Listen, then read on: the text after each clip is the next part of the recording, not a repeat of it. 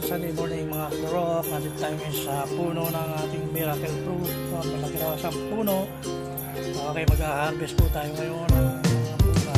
Marami na po mga pwedeng kuhanin.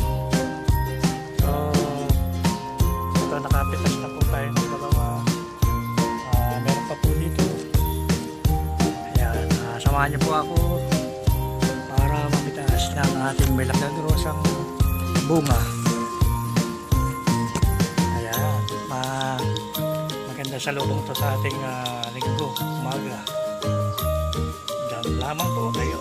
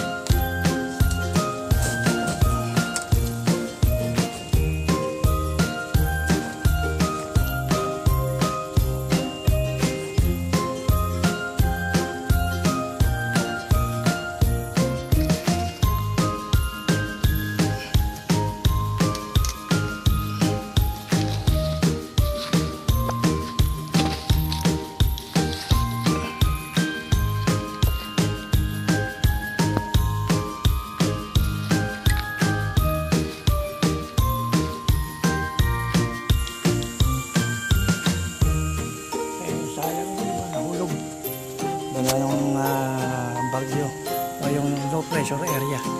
So itong mga nandito hindi natin na pitas, mga mura pa sila, so lalaki pa yan. Okay, yung iba over na sa kapitasan, almost 130 days na. So habang lumalaon, tumatagal, ang laman nila bumibigat.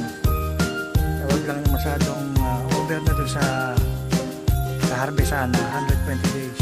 130 days, okay pa yun. And huwag lang natin paabutin ng mga 200 days at medyo matutuyo na yung katas niya sa loob. Kaya, ayun, meron dito isa nalaglag. Isa naman, hindi natin napansin. Yan na, nabulok na siya. Hanap pa tayo. Meron pa akong nakikita rito na isa pang may labi-lab pa yun, yung nakalundo.